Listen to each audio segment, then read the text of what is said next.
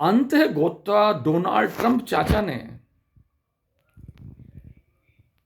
गाजावासी फिलिस्तीनियों से कह दिया है कि अब यहां से अपना बोरिया बिस्तरा समेट लो भाई,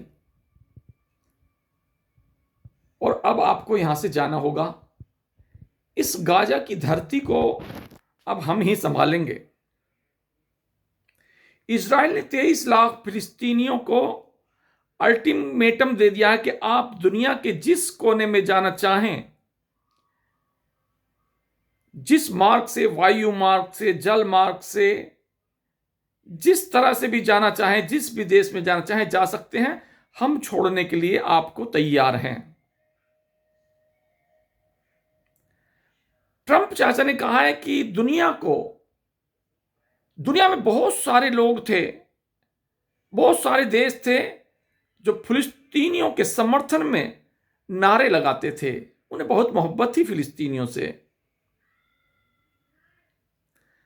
तो ट्रंप चाचा ने कहा है कि जिन लोगों को भी उनसे मोहब्बत थी, अब वो उनके देश में, अपने अपने देश में उनको फिलिस्तीनियों को बुला लें। अपने भारत में भी कुछ लोग थे, एक तो बहुत बड़े नेता थे जो संसद में शपथ लेते वक्त भी कहते थे कि जय फिलिस्तीन। मेरे ख्याल से वो भी 8-10 फिलिस्तीनियों को तो अपने बंगले में रखेंगे। और हमारे यहां भी एक जनसैलाब था, हमारे भारत में भी, जो फिलिस्तीनियों के गम में मरे जा रहे थे और अपनी प्यार भरी संवेदनाएं उन तक पहुंचा रहे थे। उनको भी कोशिश करनी चाहिए कि वे भी फिलिस्तीनियों को शरण दें। लेकिन शरण वो भारत में तो नहीं रह सकते, क्योंकि भारत तो फिलिस्तीनियों को आने नहीं देगा। लेकिन फिर भी कुछ टूरिस्ट वीजा वगैरह पर रख सकते हैं, थोड़ा अपने घर के अंदर रखें।